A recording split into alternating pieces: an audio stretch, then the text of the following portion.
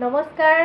আজি মোৰ লগত বাইদেউ এগৰাকী আছে আৰু তেখেতে আজি মোৰ পৰা এক্সেছ বাৰ্ছৰ থেৰাপি এটা ল'লে আৰু এতিয়া বাইদেউ থেৰাপিটো লৈ কেনেকুৱা পালে বাইদেউ জনাব।